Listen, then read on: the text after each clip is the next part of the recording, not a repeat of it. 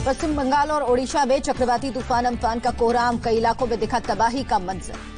तूफान के टकराते वक्त 190 किलोमीटर प्रति घंटे की रफ्तार से हवाएं चली। तटीय इलाकों में बड़ी संख्या में पेड़ और बिजली की खंभे उखड़े। कच्चे मकानों को भी भारी नुकसान हुआ। पश्चिम बंगाल और ओडिशा में करीब 7 लाख लोगों को सुरक्षित जगहों पर पहुंचाया गया। बंगाल में करीब 5 लाख लोगों और ओडिशा में करीब 1.58 लाख लोगों को किया गया शिफ्ट। अम्फान तूफान से पश्चिम बंगाल में भारी तबाही। राज्य में तूफान से 10 लोगों की मौत, 6000 से ज्यादा मकान तबाह। पश्चिम बंगाल के नॉर्थ 24 परगना में तूफान से 5,500 घर तबाह, 2 लोगों की मौत। कोलकाता में 130 किलोमीटर की रफ्तार से हवाएं चली। पश्चिम बंगाल के बड़े हिस्से में बारिश हुई। तूफान के कहर के बीच कोलकाता में दिखा भयानक मंजर, बिजली के तारों के टकराने से उठी चिंगारी। अम्फान तूफान से नुकसान पर बोली मुख्यमंत्री ममता बनर्जी, तूफान की तबाही कोरोना से तबाही से ज्यादा है। ओडिशा के चांदीपुर से आई तूफान की डराने वाली तस्वीरें, तेज हवाओं के साथ हुई बारिश।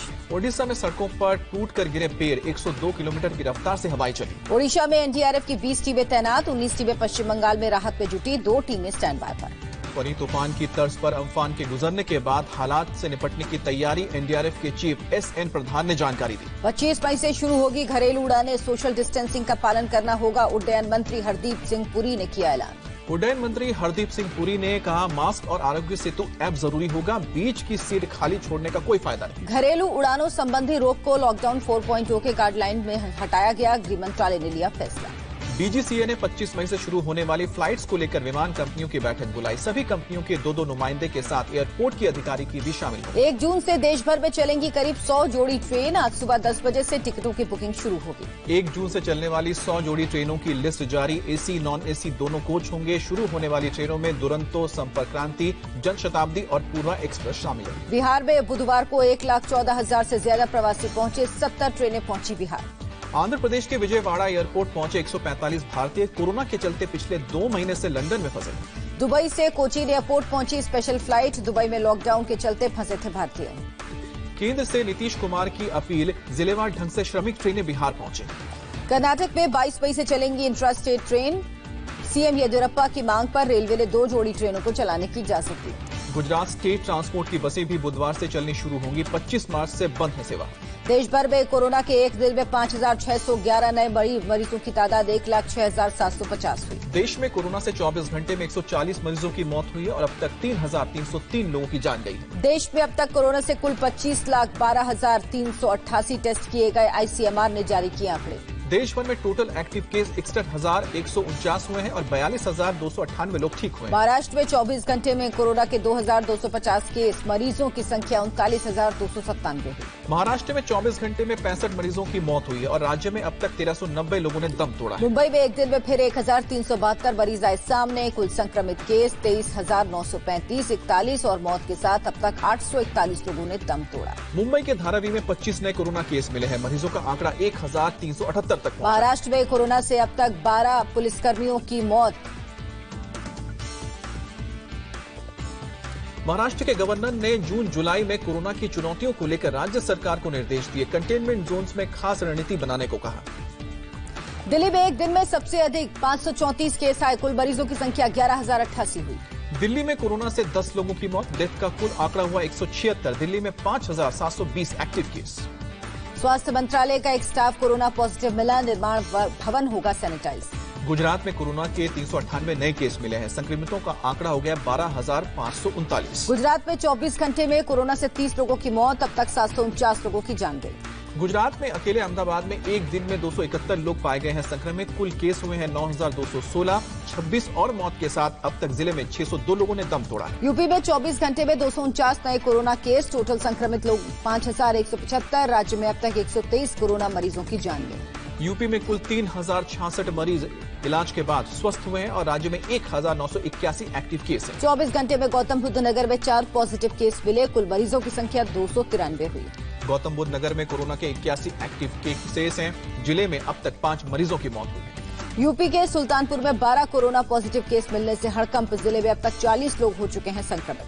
मध्य प्रदेश में 270 नए मामलों का खुलासा हुआ है। राज्य में 5,735 लोग इन्फेक्टेड हैं। 9 मौत के साथ अब तक 266 लोगों ने दम तोड़ा है। राजस्थान में कोरोना के 170 नए केस की पुष्टि, टोटल केस 6,015, अब तक 147 लोगों की जान गई।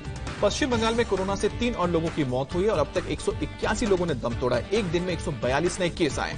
बिहार में कोरोना से अब तक 10 लोगों की मौत। खगड़िया में 50 साल के एक प्रवासी मजदूर ने दम तोड़ा। बिहार में 96 और लोग संक्रमित पाए गए हैं। कुल कोरोना पॉजिटिव केस हुए हैं 1675। 571 लोग इलाज के बाद ठीक हुए हैं। बिहार में 788 प्रवासी कोरोना पॉजिटिव। दिल्ली से गए प्रवासियों में सबसे अधिक 249 लोग संक्रमित। महाराष्ट्र से लौटने वाले 187 प्रवासियों को कोरोना हुआ है। गुजरात से बिहार गए 158 लोग कोरोना पॉजिटिव पाए। झारखंड में भी 24 घंटे में 32 नए कोरोना केस मिले। संक्रमितों की संख्या हुई 281। तमिलनाडु में एक दिन में 743 नए केस आए हैं। 13,191 लोग कोरोना से पीड़ित हैं। बुधवार को 3 लोगों की मौत हुई। लखनऊ के कोर्ट ने यूपी कांग्रेस अध्यक्ष अजय कुमार लल्लू को 14 दिन की न्यायिक हिरासत में भेजा। टेम्परेरी जेल में रखा जाएगा। बस के मुद्दे पर प्रदर्शन के दौरान हुए थे गिरफ्तार। गौतम बुद्ध नगर में धारा 144 बढ़ाई गई है। 31 मई तक नोएडा में सेक्शन 144 लागू रहेगा। दिल्ली से सटे नोएडा के लिए नई गाइडलाइंस जारी। रेस्टोरेंट में होम डिलीवरी की जा सकती। नोएडा में कंटेनमेंट जोन के बाहर औद्योगिक गतिविधियों की इजाजत दी गई है। ऑड इवन फॉर्मूले के तहत दुकानें खुलेंगी। गाजियाबाद में आज से खुलेंगे बाजार। सभी को पहनना होगा मास्क।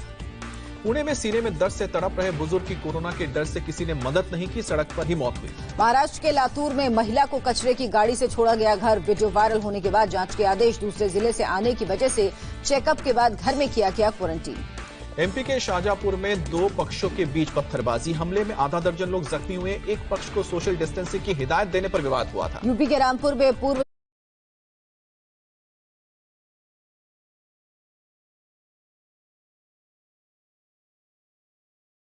शिवसेना जिला प्रमुख अनुराग शर्मा की गोली मारकर हत्या। घर के पास बाइक सवार बदमाशों ने किया।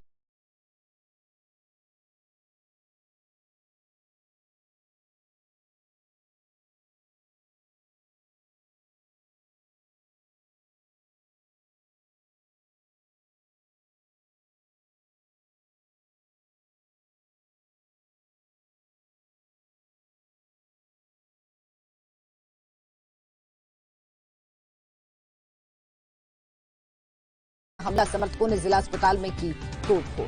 जोधपुर रेलवे यार्ड में खड़ी पैसेंजर ट्रेन में आग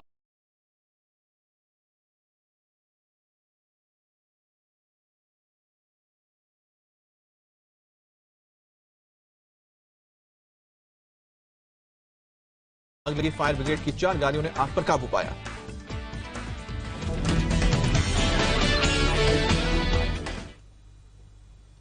और अब भविष्यवाणी